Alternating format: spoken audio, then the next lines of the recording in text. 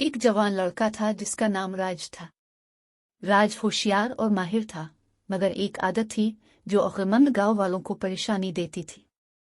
वो हमेशा अपना वक्त ज़ाय करता था, फूलों की छांव में लटकर दरिया किनारे पर सस्ती करता और दोस्तों के साथ बेमकसद गुपशप करता। एक दिन गांव में यह खबर फैल गई कि मरूफ ज़ैन मास्टर कोजी का इंतकाल होने वाला है।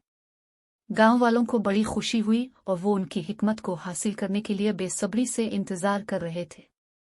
इसके बावजूद राज बेहरकत रहा। उसने अपनी बुराई को जारी रखा और मास्टर कोजी से मिलने का मौका भी अलिफा को उड़ा दिया। जब सूरज गांव के किनारे चला गया तो गांव के लोग गांव के मैदान में जमा हो गए, जैन मास्टर की आमद का मुंतजिर रहते हुए। राज भी इनमें शामिल था, मगर इसका दिल आवारा रहा। जैन मास्टर कोजी की आमद एक पुरअमून के साथ हुई जो पूरे गांव को गिर लेने वाला था। उनकी मौजूदगी ने तमीज़ और अजमत की फलाही खासियत को अहाता कर लिया। गांव वाले तवाज़ो के साथ सर झुकाए, उनकी हिकमत से महजूर हो गए। जैन मास्टर कोजी ने अपने आप को एक बड़े पत्थर पर कुल्ली किया और गांव वाले खुशूर हालत में उनके गिर्द जिम गए। एक पुरअमून के साथ जैन मास्टर कोजी ने जमाशदा लोगों से बात की। प्यारे गांव वाल, मैं यहाँ कई चेहरे देख रहा हूँ, जवान और बड़े हुए एक समझते हैं।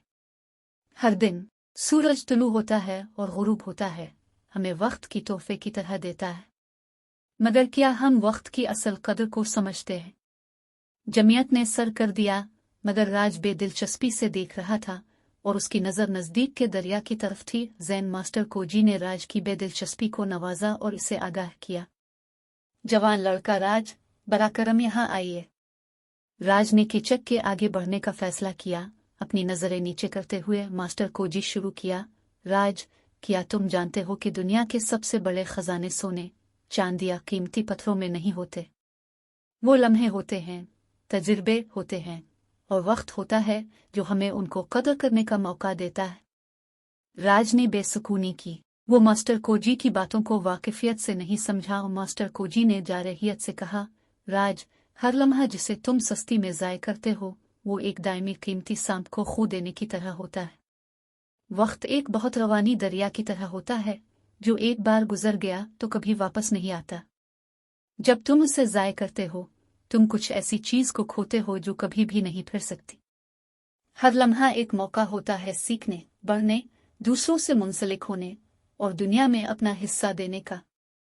राज ने आखिरकार ऊपर देखा और उसकी आंखों में समझ का इशारा था। मास्टर कोजी ने प्यार से मुस्कुरा के कहा, राज, मैं चाहता हूं कि तुम इस पत्थर को अपने हाथ में रखो। इसकी भार देखो, ये पत्थर एक लम्हे की तरह है।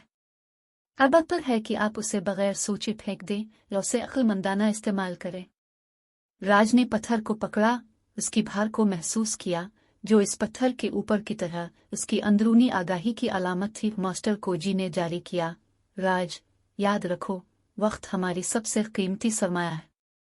हर लम्हा जो अब साहिबाना गुजारते हैं, सीखने में, दूसरों की मदद में, एक कीमती जवाहर को आपकी जिंदगी के गिरबान में शामिल करने की तरह होता है। इसके साथ मास्टर कोजी ने एक पत्थर राज के हाथ में रख दिया। इसकी भार का एहसास अब मुख्तलिफ था। एक नई अहमियत के साथ इस दिन के बाद राज का तब्दील हो गया। वो अब मुतासरा पेशाकार और मकसद से भरा हुआ लड़का नहीं रहा।